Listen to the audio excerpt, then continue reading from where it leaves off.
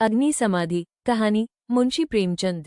साधु संतों के सत्संग से बुरे भी अच्छे हो जाते हैं, किंतु प्रयाग का दुर्भाग्य था कि उस पर सत्संग का उल्टा ही असर हुआ। उसे गांजे, चरस और भंग का चस्का पड़ गया, जिसका फल ये हुआ कि एक मेहनती, उद्यमशील युवक आलस्य का उपासक बन बैठा। जीवन संग्राम में यह आनंद कहाँ। किसी वट वृक्ष के नीचे धूनी जल रही है, एक जटाधारी महात्मा विराज रहे हैं, भक्तजन उन्हें घेरे बैठे हुए हैं और तिल तिल पर चरस के दम लग रहे हैं। बीच बीच में भजन भी हो जाते हैं। मजूरी धातुरी में ये स्वर्ग सुख कहाँ। चिलम भरना प्रयाग का काम था। भक्तों को परलोक में पुण्य फल की आशा थी। प्रयाग को तत्काल फल मिलता था, चिलमों पर पहला हक उसी का होता था। महात्माओं के श्रीमुख से भगवत चर्चा सुनते हुए वो आनंद से विह्वल हो उठता था, उस पर आत्मस्मृति सी छा जाती थी। वो सौरभ, संगीत और प्रकाश से भरे हुए एक दूसरे ही संसार में पहुंच जाता था। इसलिए जब उसकी स्त्री रुक्मिन रात के 10-11 बज जाने पर उसे बुलाने आती, तो प्रयाग को प्रत्यक्ष क्रूर अनुभव होता। संसार उसे कांटों से भरा हुआ जंगल सा दिखता, विशेषत जब घर आने पर उसे मालूम होता कि अभी चूल्हा नहीं जला और चने चबेने की कुछ फिक्र करनी है। वो जाति का भर था, गांव की चौकीदारी उसकी मीरास थी, 2 रुपये और कुछ आने वेतन मिलता था। वर्दी और साफा मुफ्त। काम था सप्ताह में 1 दिन थाने जाना, वहां अफसरों के द्वार पर झाड़ू लगाना, अस्तबल साफ करना, लकड़ी चीरना। प्रयाग रक्त के घूंट पी पी कर ये काम करता, क्योंकि अवज्ञा शारीरिक और आर्थिक दोनों ही दृष्टि से महंगी पड़ती थी। आंसू यूं पूछते थे कि चौकीदारी में यदि कोई काम था तो इतना ही, और महीने में 4 दिन के लिए 2 रुपये और कुछ आने कम न थे। फिर गांव में भी अगर बड़े आदमियों पर नहीं तो नीचों पर रोब था। वेतन पेंशन थी, और जब से महात्माओं का संपर्क हुआ वो प्रयाग के जेब खर्च की मद में आ गई। अतएव जीविका का प्रश्न दिनों दिन चिंतोत्पादक रूप धारण करने लगा। इन सत्संगों के पहले ये दंपति गांव में मजदूरी करता था। रुक्मिन लकड़ियां तोड़कर बाजार ले जाती, प्रयाग कभी आरा चलाता, कभी हल जोतता, कभी पुर हाँकता। जो काम सामने आ जाए उसमें जुट जाता था। हंसमुख, श्रमशील, विनोदी, निर्द्वंद्व आदमी था, और ऐसा आदमी कभी भूखों नहीं मरता। उस पर नम्र इतना कि किसी काम के लिए नहीं न करता। किसी ने कुछ कहा और वह अच्छा भैया कहकर दौड़ा। इसलिए उसका गांव में मान था। इसी की बदौलत निर्वम होने पर भी 2-3 साल उसे अधिक कष्ट न हुआ। 2 जून की तो बात ही क्या, जब महतो को ये रिद्धि न प्राप्त थी, जिनके द्वार पर बैलों की 3-3 जोड़ियां बंधाती थी, तो प्रयाग किस गिनती में था। हाँ, 1 जून की दाल रोटी में संदेह न था, परंतु अब ये समस्या दिन पर दिन विषमतर होती जाती थी। उस पर विपत्ति यह थी कि रुक्मिन भी अब किसी कारण से उसकी पतिपरायण, उतनी सेवाशील, उतनी तत्पर न थी। नहीं, उतनी प्रगल्भता और वाचालता में आश्चर्यजनक विकास होता जाता था। अतएव प्रयाग को किसी ऐसी सिद्धि की आवश्यकता थी जो उसे जीविका की चिंता से मुक्त कर दे और वह निश्चिंत होकर भगवत भजन और साधु सेवा में प्रवृत्ता हो जाए। एक दिन रुक्मिन बाजार में लकड़ियां बेचकर लौटी तो प्रयाग ने कहा, ला कुछ पैसे मुझे दे दे, दम लगा आऊं। रुक्मिन ने मुंह फेर कर कहा, दम लगाने की ऐसी चाट है तो काम क्यों नहीं करते। क्या आजकल कोई बाबा नहीं है, जाकर चिलम भरो। प्रयाग ने त्योरी चढ़ाकर कहा, भला चाहती है तो पैसे दे दे, नहीं तो इस तरह तंग करेगी तो एक दिन कहीं चला जाऊंगा, तब रोएगी। रुक्मिन अंगूठा दिखाकर बोली, रोए मेरी बला, तुम रहते ही हो तो कौन सोने का कौर खिला देते हो। अब भी छाती फाड़ती हूँ, तब भी छाती फाड़ूगी, तो अब यही फैसला है। हाँ हाँ, कह तो दिया, मेरे पास पैसे नहीं है, गहने बनवाने के लिए पैसे हैं और मैं 4 पैसे मांगता हूँ तो यो जवाब देती है। रुक्मिन तिनक कर बोली, गहने बनवाती हूँ तो तुम्हारी छाती क्यों फटती है। तुमने तो पीतल का छल्ला भी नहीं बनवाया, या इतना भी नहीं देखा जाता। प्रयाग उस दिन घर न आया। रात के 9 बज गए, तब रुक्मिन ने किवाड़ बंद कर लिए। समझी, गांव में कहीं छिपा बैठा होगा, समझता होगा मुझे मनाने आएगी, मेरी बला जाती है। जब दूसरे दिन भी प्रयाग न आया तो रुक्मिन को चिंता हुई। गांव भर छान आई, चिड़िया किसी भी डाल पर न मिली। उस दिन उसने रसोई नहीं बनाई। रात को लेटी भी तो बहुत देर तक आंखें न लगी। शंका हो रही थी, प्रयाग सचमुच तो विरक्त नहीं हो गया। उसने सोचा, प्रातः काल पत्ता पत्ता छान डालूंगी, किसी साधु संत के साथ होगा, जाकर थाने में रपट कर दूंगी। अभी तड़का ही था कि रुक्मिन थाने में चलने को तैयार हो गई। किवाड़ बंद करके निकली ही थी कि प्रयाग आता हुआ दिखाई दिया, पर वह अकेला न था, उसके पीछे पीछे एक स्त्री भी थी। उसकी छींट की साड़ी, रंगी हुई चादर, लंबा घूंघट और शर्मीली चाल देखकर रुक्मिन का कलेजा धक से हो गया। वो एक क्षण हदबुद्धि सी खड़ी रही, तब बढ़कर नई सौत को दोनों हाथों के बीच में ले लिया और उसे इस भांति धीरे धीरे घर के अंदर ले चली, जैसे कोई रोगी जीवन से निराश होकर विष पान कर रहा हो। जब पड़ोसियों की भीड़ छट गई तो रुक्मिन ने पयाग से पूछा, इसे कहाँ से लाए? पयाग ने हंस कर कहा, घर से भागी जाती थी, मुझे रास्ते में मिल गई। घर का काम धांधा करेगी, पड़ी रहेगी। मालूम होता है मुझसे तुम्हारा जी भर गया। पयाग ने तिरछी चितवनों से देखकर कहा, दो पगली, इसे तेरी सेवा टहल करने को लाया हूँ। नई के आगे पुरानी को कौन पूछता है? चल, मन जिससे मिले वही नई है, मन जिससे न मिले वही पुरानी है। ला, कुछ पैसा हो तो दे दे, 3 दिन से दम नहीं लगाया, पैर सीधे नहीं पड़ते। हाँ, देख 2-4 दिन इस बेचारी को खिला पिला दे, फिर तो आप ही काम करने लगेगी। रुक्मिन ने पूरा रुपया लाकर पयाग के हाथ पर रख दिया। दूसरी बार कहने की जरूरत ही न पड़ी। पयाग में चाहे और कोई गुण हो या न हो, यह मानना पड़ेगा कि वो शासन के मूल सिद्धांतों से परिचित था। उसने भेद नीति को अपना लक्ष्य बना लिया था। 1 मास तक किसी प्रकार की विघ्न बाधा न पड़ी। रुक्मिन अपनी सारी चौकड़ियां भूल गई थी। बड़े तड़के उठती, कभी लकड़ियां तोड़कर, कभी चारा काटकर, कभी उपले पातकर बाजार ले जाती। वहां जो कुछ मिलता उसका आधा तो पयाग के हत्थे चढ़ा देती। आधों में घर का काम चलता। वह सौत को कोई काम न करने देती। पड़ोसियों से कहती, बहन सौत है तो क्या है, तो अभी कल की बहुरिया। 2-4 महीने भी आराम से न रहेगी तो क्या याद करेगी? मैं तो काम करने को हूं ही। गांव भर में रुक्मिन के शील स्वभाव का बखान होता था, पर सत्संगी घाघ पयाग सब कुछ समझता था और अपनी नीति की सफलता पर प्रसन्न होता था। एक दिन बहू ने कहा, दीदी अब तो घर में बैठे बैठे जी उबता है, मुझे भी कोई काम दिला दो। रुक्मिन ने स्नेह सींचित स्वर में कहा, क्या मेरे मुख में कालिख पुतवाने पर लगी हुई है? भीतर का काम किए जा, बाहर के लिए मैं हूं ही। बहू का नाम कौशल्या था, जो बिगड़कर सिलिया हो गया था। इस वक्त सिलिया ने कुछ जवाब न दिया, लेकिन वो लौंडियों की दशा अब उसके लिए असह्य हो गई थी। वो दिन भर घर का काम करते करते मरे, कोई नहीं पूछता। रुक्मिन बाहर से 4 पैसे लाती है तो घर की मालकिन बनी हुई है। अब सिलिया भी मजूरी करेगी और मालकिन का घमंड तोड़ देगी। पयाग पैसों का यार है, ये बात उससे अब छिपी न थी। जब रुक्मिन चारा लेकर बाजार चली गई तो उसने घर की टट्टी लगाई और गांव का रंग ढंग देखने के लिए निकल पड़ी। गांव में ब्राह्मण, ठाकुर, कायस्थ, बनिए सभी थे। सिलिया ने शील और संकोच का कुछ ऐसा स्वांग रचा कि सभी स्त्रियां उस पर मुग्ध हो गईं। किसी ने चावल दिया, किसी ने दाल, किसी ने कुछ। नई बहू की आवभगत कौन न करता। पहले ही दौरे में सिलिया को मालूम हो गया कि गांव में पिसनहारी का स्थान खाली है और वह इस कमी को पूरा कर सकती है। वो यहाँ से घर लौटी तो उसके सिर पर गेहूं से भरी हुई एक टोकरी थी। पयाग ने पहर रात ही से चक्की की आवाज सुनी तो रुक्मिन से बोला, आज तो सिलिया अभी से पीसने लगी। रुक्मिन बाजार से आटा लाई थी। अनाज और आटे के भाव में विशेष अंतर न था। उसे आश्चर्य हुआ कि सिलिया इतने सबेरे क्या पीस रही है। उठकर कोठरी में आई तो देखा कि सिलिया अंधेरे में बैठी कुछ पीस रही है। उसने जाकर उसका हाथ पकड़ लिया और टोकरी को उठाकर बोली, तुझसे किसने पीसने को कहा है? किसका अनाज पीस रही है? सिलिया ने निश्चिंत होकर कहा, तुम जाकर आराम से सोती क्यों नहीं? मैं पीसती हूँ तो तुम्हारा क्या बिगड़ता है? चक्की की घुमूर घुमूर भी नहीं सही जाती। लाओ टोकरी दे दो, बैठे बैठे कब तक खाऊंगी, 2 महीने तो हो गए। मैंने तो तुझसे कुछ नहीं कहा। तुम कहो चाहे न कहो, अपना धर्म भी तो कुछ है। तू अभी यहाँ के आदमियों को नहीं जानती। आटा तो पिसाते सबको अच्छा लगता है, पैसे देते रोते हैं। किसका गेहूं है? मैं सबेरे उसके सिर पर पटक आऊंगी।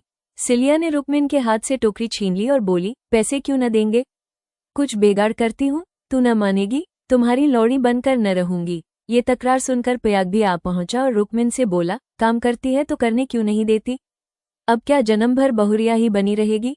हो गए 2 महीने, तुम क्या जानो, नाक तो मेरी कटेगी। सिलिया बोल उठी, तो क्या कोई बैठे खिलाता है? चौका बर्तन, झाड़ू बहारू, रोटी पानी, पीसना कूटना, ये कौन करता है? पानी खींचते खींचते मेरे हाथों में घट्ठे पड़ गए, मुझसे अब सारा काम न होगा।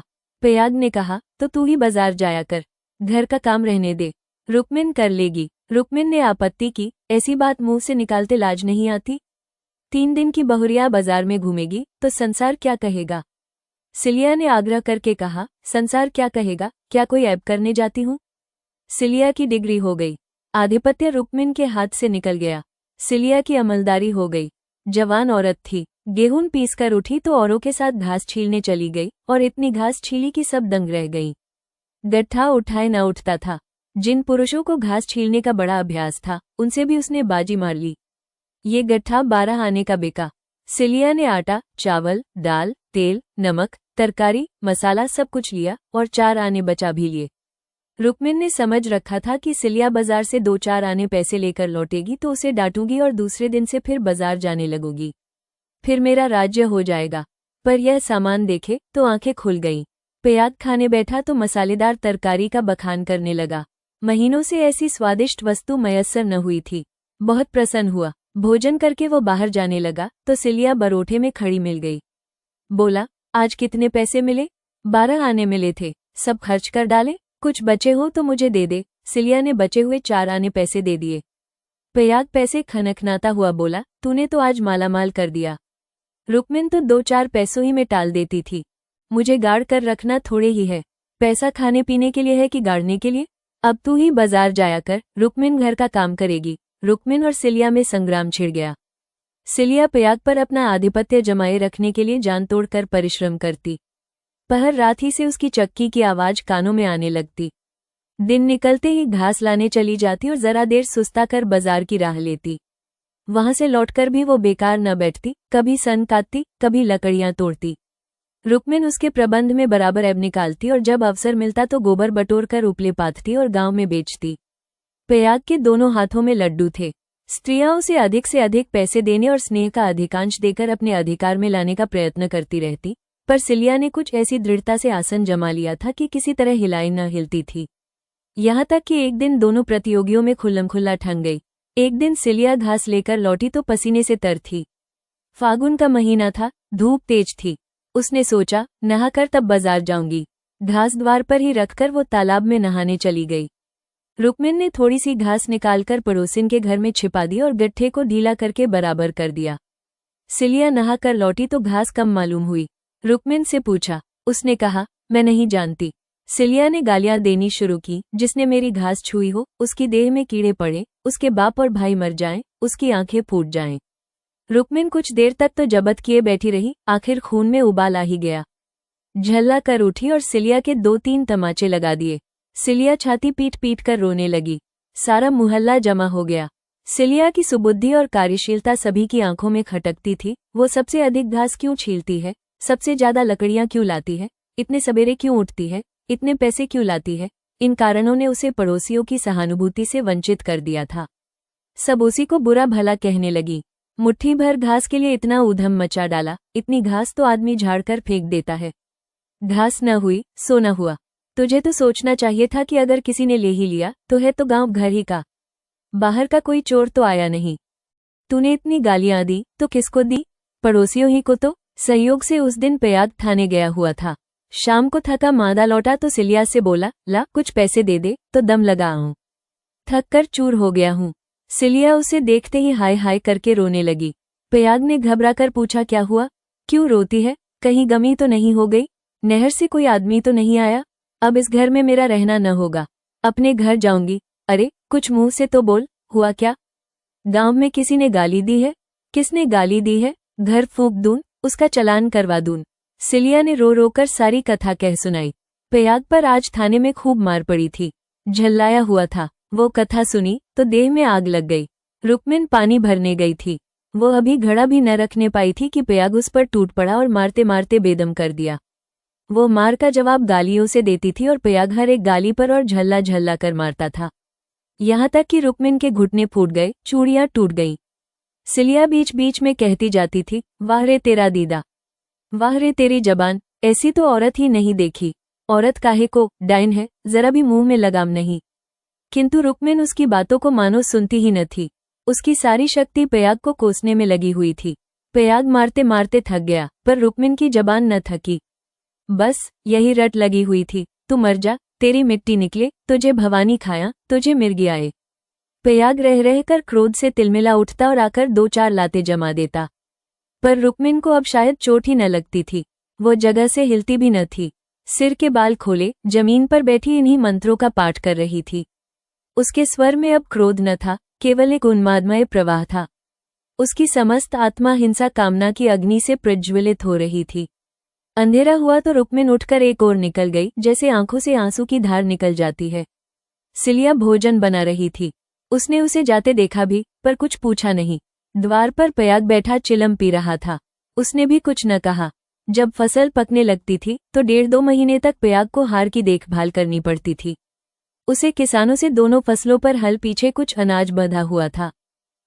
माघी में वो हार के बीच में थोड़ी सी जमीन साफ करके एक मड़ैया डाल लेता था और रात को खा पीकर आग, चिलम और तमाकू चरस लिए हुए इसी मड़ैया में जाकर पड़ा रहता था। चैत के अंत तक उसका यही नियम रहता था। आजकल वही दिन थे। फसल पकी हुई तैयार खड़ी थी। 2-4 दिन में कटाई शुरू होने वाली थी। पयाग ने 10 बजे रात तक रुक्मिन की राह देखी। फिर यह समझकर कि शायद किसी पड़ोसिन के घर सो रही होगी, उसने खा पीकर अपनी लाठी उठाई और सिलिया से बोला, किवाड़ बंद कर ले, अगर रुक्मिन आए तो खोल देना और मना जुना कर थोड़ा बहुत खिला देना। तेरे पीछे आज इतना तूफान हो गया, मुझे न जाने इतना गुस्सा कैसे आ गया। मैंने उसे कभी फूल की छड़ी से भी न छुआ था। कहीं बूढ़ धांस न मरी हो तो कल आफत आ जाए। सिलिया बोली, न जाने वह आएगी कि नहीं। मैं अकेली कैसे रहूंगी, मुझे डर लगता है। तो घर में कौन रहेगा? सूना घर पाकर कोई लोटा थाली उठा ले जाए तो? डर किस बात का है? फिर रुक्मिन तो आती ही होगी। सिलिया ने अंदर से टट्टी बंद कर ली। पयाग हार की ओर चला। चरस की तरंग में ये भजन गाता जाता था, ठगिनी क्या नैना झमकावे, कद्दू काट मृदंग बनावे, नींबू काट मजीरा, 5 तरोई मंगल गावे, नाचे बालम खीरा। रूपा पहिर के रूप दिखावे, सोना पहिर रिझावे, गले डाल तुलसी की माला, 3 लोग भरमावे। ठगिनी। सहसा सिवाने पर पहुंचते ही उसने देखा कि सामने हार में किसी ने आग जलाई। एक क्षण में एक ज्वाला सी दहक उठी। उसने चिल्ला कर पुकारा, कौन है वहां? अरे ये कौन आग जलाता है? ऊपर उठती हुई ज्वालाओं ने अपनी आग्नेय जिह्ना से उत्तर दिया। अब पयाग को मालूम हुआ कि उसकी मड़ैया में आग लगी हुई है। उसकी छाती धड़कने लगी। इस मड़ैया में आग लगाना रुई के ढेर में आग लगाना था। हवा चल रही थी। मड़ैया के चारों ओर एक हाथ हटकर पकी हुई फसल की चादर सी बिछी हुई थी। रात में भी उनका सुनहरा रंग झलक रहा था। आग की एक लपट, केवल एक जरा सी चिनगारी सारे हार को भस्म कर देगी। सारा गांव तबाह हो जाएगा। इसी हार से मिले हुए दूसरे गांव के भी हार थे, वे भी जल उठेंगे। ओह, लपटें बढ़ती जा रही हैं। अब विलंब करने का समय न था। पयाग ने अपना उपला और चिलम वहीं पटक दिया और कंधों पर लोबंद लाठी रखकर बेतहाशा मड़ैया की तरफ दौड़ा। प्रतिक्षण ज्वाला प्रचंड होती जाती थी और पयाग के पांव और तेजी से उठ रहे थे। कोई तेज घोड़ा भी इस वक्त उसे पा न सकता था। अपनी तेजी पर उसे स्वयं आश्चर्य हो रहा था। जान पड़ता था, पांव भूमि पर पड़ते ही नहीं। उसकी आंखें मड़ैया पर लगी हुई थी, दाहिने बाएं से और कुछ न सूझता था। इसी एकाग्रता ने उसके पैरों में पर लगा दिए थे। न दम फूलता था, न पांव थकते थे। 3-4 फरलांग उसने 2 मिनट में तय कर लिए और मड़ैया के पास जा पहुंचा। मड़ैया के आसपास कोई न था। किसने ये कर्म किया है, ये सोचने का मौका न था। उसे खोजने की तो बात ही और थी। पयाग का संदेह रुक्मिन पर हुआ, पर यह क्रोध का समय न था। ज्वालाएं कुचली बालकों की भांति ठट्ठा मारती, धक्कम धक्का करती, कभी दाहिनी ओर लपकती और कभी बाईं तरफ। बस ऐसा मालूम होता था कि लपट अब खेत तक पहुंची, अब पहुंची। मानो ज्वालाएं आग्रहपूर्वक क्यारियों की ओर बढ़ती और असफल होकर दूसरी बार फिर दूने वेग से लपकती थीं। आग कैसे बुझे? लाठी से पीटकर बुझाने का गौन था। वो तो निरी मूर्खता थी। फिर क्या हो, फसल जल गई तो फिर वो किसी को मुंह न दिखा सकेगा। गांव में कोहराम मच जाएगा, सर्वनाश हो जाएगा। उसने ज्यादा नहीं सोचा। गंवारों को सोचना नहीं आता। पयाग ने लाठी संभाली, जोर से एक छलांग मारकर आग के अंदर मड़ैया के द्वार पर जा पहुंचा। जलती हुई मड़ैया को अपनी लाठी पर उठाया और उसे सिर पर ले सबसे चौड़ी मेड़ पर गांव की तरफ भागा। ऐसा जान पड़ा मानो कोई अग्नियान हवा में उड़ता चला जा रहा है। फूस की जलती हुई धाजियां उसके ऊपर गिर रही थी, पर उसे इसका ज्ञान तक न होता था। एक बार एक मूठा अलग होकर उसके हाथ पर गिर पड़ा। सारा हाथ भुन गया, पर उसके पांव पल भर भी नहीं रुके। हाथों में जरा भी हिचक न हुई। हाथों का हिलना खेती का तबाह होना था। पयाग की ओर से अब कोई शंका न थी। अगर भय था तो यही कि मड़ैया का वो केंद्र भाग जहां लाठी का कुंदा डालकर पयाग ने उसे उठाया था, न जल जाए, क्योंकि छेद के फैलते ही मड़ैया उसके ऊपर आ गिरेगी और अग्नि समाधि में मग्न कर देगी। पयाग ये जानता था और हवा की चाल से उड़ा चला जाता था। 4 फरलांग की दौड़ है। मृत्यु अग्नि का रूप धारण किए हुए पयाग के सर पर खेल रही है और गांव की फसल पर। उसकी दौड़ में इतना वेग है कि ज्वालाओं का मुंह पीछे को फिर गया है और उसकी दाहक शक्ति का अधिकांश वायु से लड़ने में लग रहा है। नहीं तो अब तक बीच में आग पहुंच गई होती और हाहाकार मच गया होता। 1 फरलांग तो निकल गया। पयाग की हिम्मत ने हार नहीं मानी। वह दूसरा फरलांग भी पूरा हो गया। देखना पयाग, 2 फरलांग की और कसर है। पांव जरा भी सुस्त न हो। ज्वाला लाठी के कुंदे पर पहुंची और तुम्हारे जीवन का अंत है। मरने के बाद भी तुम्हें गालियां मिलेंगी, तुम अनंत काल तक आहों की आग में जलते रहोगे। बस 1 मिनट और, अब केवल 2 खेत और रह गए हैं। सर्वनाश, लाठी का कुंदा निकल गया। मड़ैया नीचे खिसक रही है, अब कोई आशा नहीं। पयाग प्राण छोड़कर दौड़ रहा है, वो किनारे का खेत आ पहुंचा। अब केवल 2 सेकंड का और मामला है।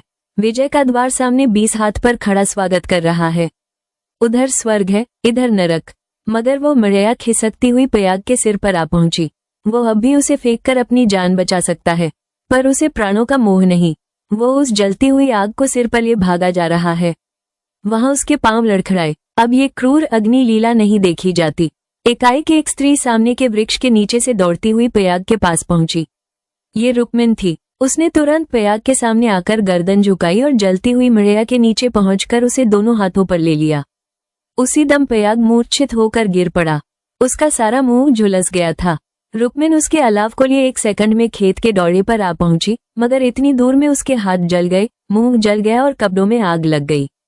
उसे अब इतनी सुधि भी न थी कि मड़ैया के बाहर निकल आए। वह मड़ैया को लिए हुए गिर पड़ी। इसके बाद कुछ देर तक मड़ैया हिलती रही।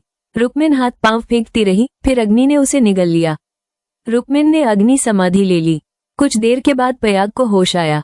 सारी देह जल रही थी। उसने देखा, वृक्ष के नीचे फूस की लाल आग चमक रही है। उठकर दौड़ा और पैर से आग को हटा दिया। नीचे रुक्मिन की अधाजली लाश पड़ी हुई थी। उसने बैठकर दोनों हाथों से मुंह ढांप लिया और रोने लगा। प्रातःकाल गांव के लोग पयाग को उठाकर उसके घर ले गए। 1 सप्ताह तक उसका इलाज होता रहा, पर बचा नहीं। कुछ तो आग ने जलाया था, जो कुछ कसर थी वो शोकाग्नि ने पूरी कर दी।